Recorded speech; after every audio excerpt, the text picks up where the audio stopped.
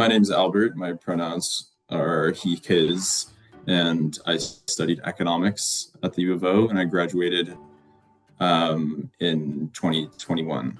I did my capstone year in 2020 I was the last from Nanjing, so I was the last cohort in Nanjing, and I did the entire thing remotely. So after finishing capstone, I thought I was still going to be able to move to China. I had a job offer in Nanjing that I got actually through the capstone program with a video game company.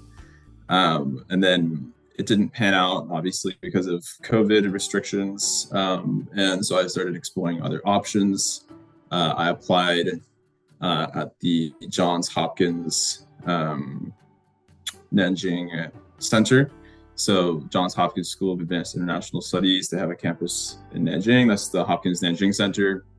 I got accepted there to go do my master's, and my concentration was in international economics. It was a great program, really learned a lot, but after that first term, realizing that, at least at the time, this was like 2021, I wasn't going to be able to get back to China, and I wasn't really attracted to doing school remotely.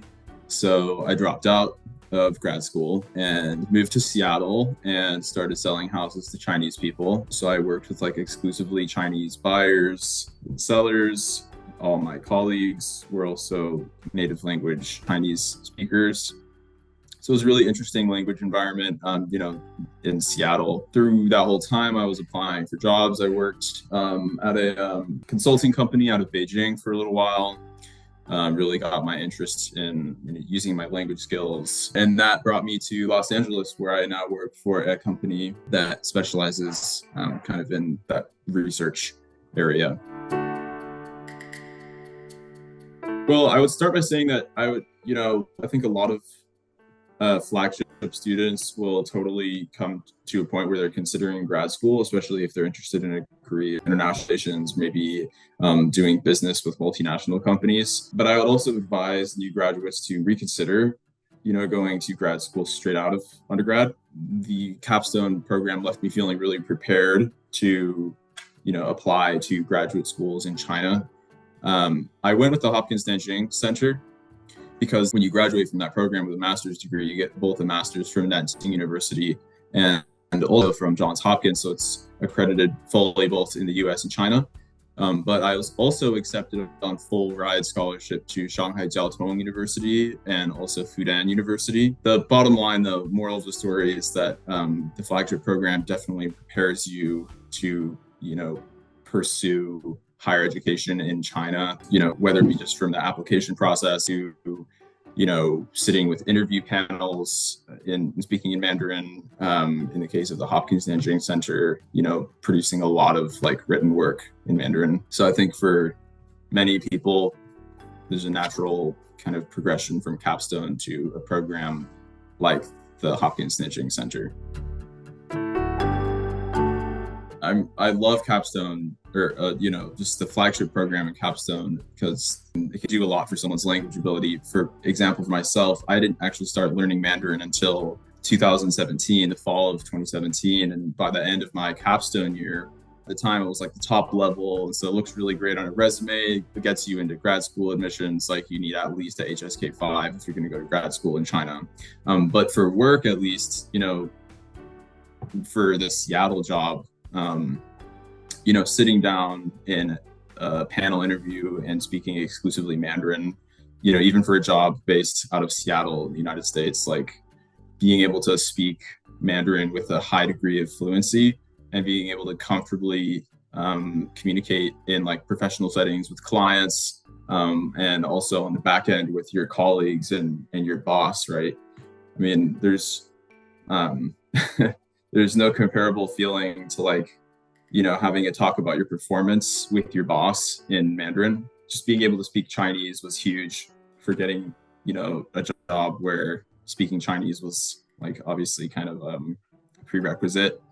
But seeing that you can apply that skill in so many different industries, like in my case, I've gone from international relations to, policy research, later, real estate, working with buyers and sellers, in the United States, in Seattle, and now back to sort of more research.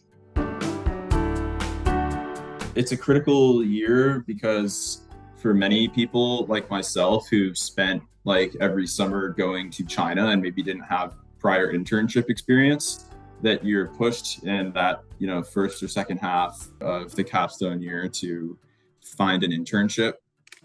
I think for a lot of people, it's really challenging. That was my, first real work experience. In that program, you're getting exposure to a bit more about, China in a general sense, like whether it be from a geopolitical perspective or from an economic perspective, sort of. And then, of course, you're pushed as well to take, classes at the university. So you get a lot of exposure to different subject areas, which will, put you in a place where you're thinking about your future and whether or not graduate school would be the right step or to go straight into work. I would encourage anybody who has any interest at all in learning Mandarin to join the Flagship program. I found it to be a real pleasure to be in the program during my time at the University of Oregon.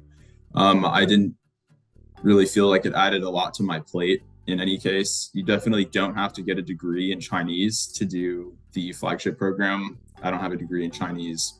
If you do it right, the program can take you from zero Chinese to like full professional fluency. Like in my case, I still use Mandarin every single day at work. So it'll really like set you up as a global language professional. It's definitely not a joke to be willing to work for it, study hard, and use resources that are given to you. So I think if you're serious about learning Mandarin, that you should absolutely do the program. If you have the opportunity to do the capstone year, I would absolutely recommend doing so. It'll change your perspective, and I think it's a great way to take a break from the real world for like a year. My recommendation to those who are considering Mandarin or investing a lot of time in studying but are concerned that there won't be much of a payout, I would say it's 100% vital that you develop a skill set outside of learning Mandarin or speaking Mandarin. As a complement to a skill set, Mandarin will definitely set you up for additional opportunities. And in my case, I believe very strongly that my my prior work experience and the work that I do now, I believe strongly I wouldn't have got the role if it wasn't for being able to speak Mandarin. Mandarin is useful. You just have to be kind of conscious about where you apply that skill in order to really see that payout. Because we've all spent a lot of time at, sort of investing in the language and becoming fluent.